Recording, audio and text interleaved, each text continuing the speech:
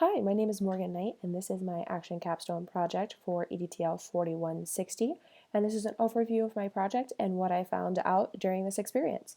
So, for my project, I had the topic of motivation effects on classroom management and effort that I wanted to research. I started out by having some research questions that I wanted to get answered, like if students know their motivation style, does that relate or affect their level of effort for their classwork? And does knowing about a student's motivation affect the classroom management used in my teaching? For my project, I used a few different methods of data collection. First off, I used Class Dojo. My school district that I was placed in for student teaching was Anthony Wayne Local Schools, and I was in White House Primary in a fourth grade classroom. Our school building utilized Class Dojo for every single teacher, every single student. So this is something my kids have been accustomed to since kindergarten. With Class Dojo, it provides you a report of every single point a student has earned or has had taken away from them during the year. So I use this in order to get not only records of what I was seeing the days that I was there, but also what my students' records were for every single day of the school year, which provided me a more concrete evidence base for my data. Another thing was that I provided my students with a distance learning video and survey over different types of motivation and gave them scenarios where they had to choose A or B, where the option A was an intrinsic motivated option and option B would be an extrinsic motivated option. I did my data collection in the midst of the COVID-19 outbreak. So instead of having that experience in the classroom with them to conduct this survey and have that understanding, I did have to switch some things around that I had originally planned in order to fit this distance learning scenario.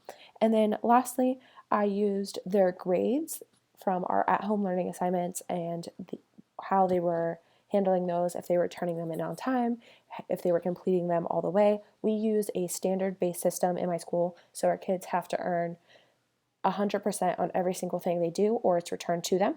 So having this was able to see if students were completing it right the first time or if they were having to have multiple reminders or if they were not even doing the assignment or maybe turning in that assignment late. So some of my results. First off, my survey gave me results on if my students mostly were intrinsic or extrinsic motivated. As you can see from this graph, 71% of my 55 students were intrinsic and 28% were extrinsic. Sadly, not all of my students filled out the survey, so I do have a few holes in which I had to remove their data from the future stuff. So this is not a full representation of all the students that had been teaching.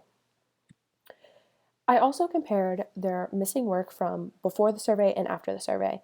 I conducted the survey the second week of our distance learning, so I was able to take the 3 days before I gave them the survey, and then I did not pull in the data from the day that I gave the survey, saying my students might have done work for a different class before hearing my survey or doing the survey or learning the information.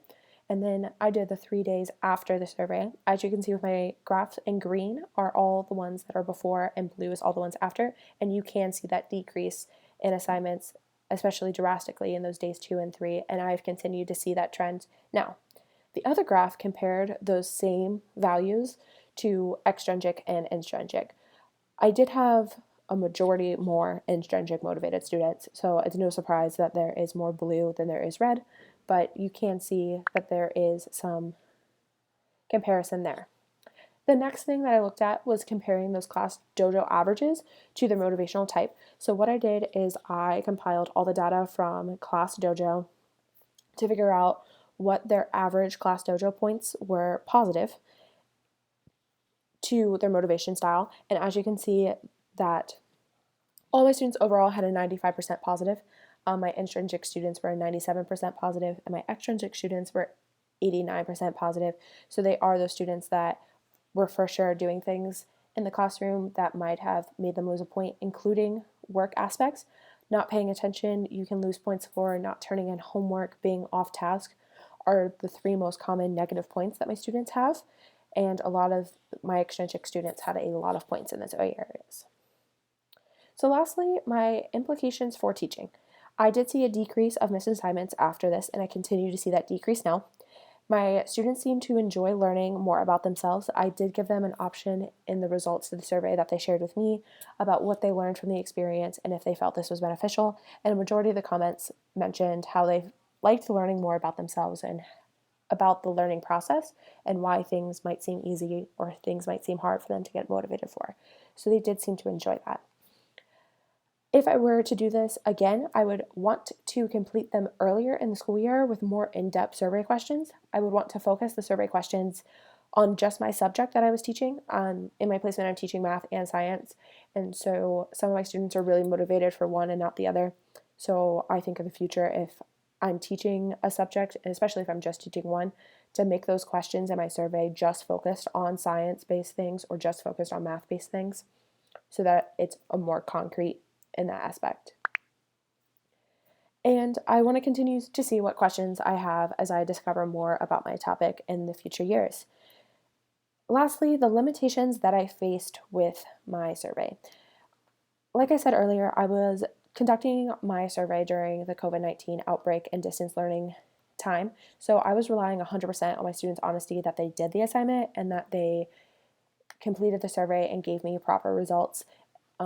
I knew that I could compare that to how I know the student before, so if there was a major red flag for a lot of my students, I could kind of see that, but I was 100% relying on their honesty.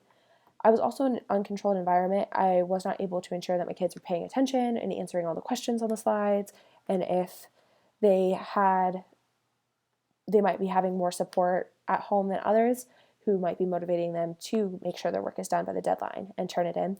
So because they're all in an uncontrolled environment, I'm not able to see that.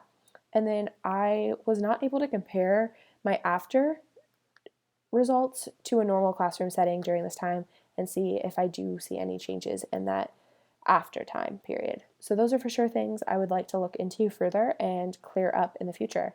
Well, anyways, this was my capstone research project for action, and I hope you enjoyed.